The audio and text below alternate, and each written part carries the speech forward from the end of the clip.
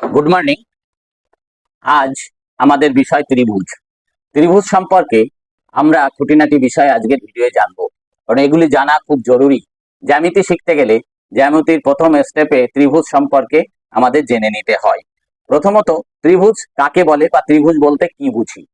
তাহলে শোনো, তিনটি সরলরেখাংশ দ্বারা সীমাবদ্ধ সমতলিক ক্ষেত্রকে আমরা ত্রিভুজ বলে থাকি। এই ত্রিভুজের 6টি অংশ আছে। ত্রিভুজের 6টি অংশ, 3টি বাহু এবং 3টি কোণ, এই হলো ত্রিভুজের 6টি অংশ। এই ত্রিভুজ বাহুভেদে 3 প্রকার। বাহুভেদে ত্রিভুজ 3 প্রকার: সমবাহু ত্রিভুজ, বিষমবাহু ত্রিভুজ আর সমদ্বিবাহু ত্রিভুজ। আমাদের জানতে হবে সমবাহু ত্রিভুজ কাকে বলে। সমবাহু ত্রিভুজ, যে ত্রিভুজের 3টি বাহুর দৈর্ঘ্য পরস্পর সমান থাকে তাকে বলা হয় সমবাহু ত্রিভুজ। সমবাহু ত্রিভুজের 3টি কোণও কিন্তু সমান থাকে, তোমাদের এটা মনে রাখতে হবে। সমদ্বিবাহু ত্রিভুজ, যে ত্রিভুজের 2টি বাহু সমান তাই সেই ত্রিভুজকে সমদ্বিবাহু ত্রিভুজ বলা হয়। বিষমবাহু ত্রিভুজ, যে ত্রিভুজের 3টি বাহুই পরস্পর আলাদা, মানে সমান নয়, এমন ত্রিভুজকে আমরা বিষমবাহু ত্রিভুজ বলবো। ঠিক কোণ ভেদেও ত্রিভুজ 3 প্রকার। এই কোণ ভেদে 3 প্রকার ত্রিভুজ: এক হলো সূক্ষ্মকোণী ত্রিভুজ, 2 হলো সমকোণী ত্রিভুজ, 3 হলো স্থূলকোণী ত্রিভুজ। তাহলে সূক্ষ্মকোণী ত্রিভুজ বলতে আমরা কাকে বুঝি? কোন ত্রিভুজকে সূক্ষ্মকোণী ত্রিভুজ বলবো? যে ত্রিভুজের 3টি কোণই সূক্ষ্মকোণ, অর্থাৎ এক সমকোণের অপেক্ষা ছোট বা ক্ষুদ্রতর, তাকে আমরা সূক্ষ্মকোণী ত্রিভুজ। এক সমকোণ কাকে বলছি? 90 ডিগ্রি। 90 ডিগ্রিকে এক সমকোণ বলে। সূক্ষ্মকোণ সবসময় 90 ডিগ্রি থেকে ছোট হয় বা ক্ষুদ্রতম হয়। আর 2 হলো সমকোণী ত্রিভুজ, যে ত্রিভুজের একটি কোণ সমকোণ, যে ত্রিভুজের একটি কোণ সমকোণ বা 90 ডিগ্রি, সেই ত্রিভুজকে আমরা বলবো সমকোণী ত্রিভুজ। সমকোণী ত্রিভুজ থাকলে, সমকোণী ত্রিভুজের একটি কোণ যখন 90 ডিগ্রি হচ্ছে, তা সমকোণী ত্রিভুজের অপর কোণগুলো সূক্ষ্মকোণ হচ্ছে।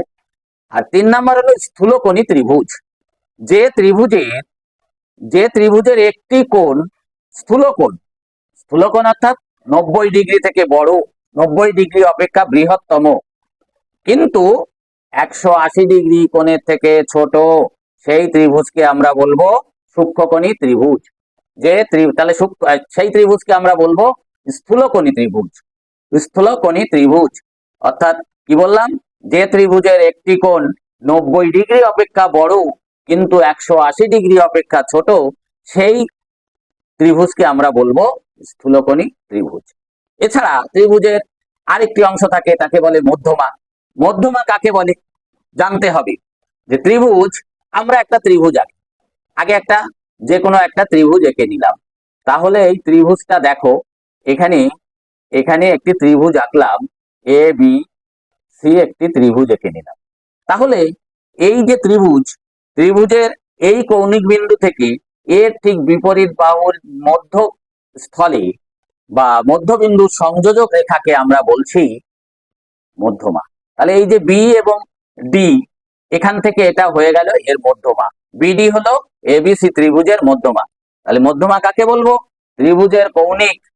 ত্রিভুজের কোন কৌণিক বিন্দু থেকে তার বিপরীত বাহুর মধ্যবিন্দুর সংযোজক রেখাকে মধ্যমা বলে। ত্রিভুজের আরেকটি অংশ হচ্ছে ভর কেন্দ্র। ভর কেন্দ্র কাকে বলবো? ত্রিভুজের মধ্যমা 3টি যে বিন্দুতে ছেদ করে, তাহলে এর মধ্যমাটা এই যে এলো, এখানে ছেদ করলো, এটা মনে করো ই, আর এইটা থেকে যেটা গেল, অর্থাৎ এই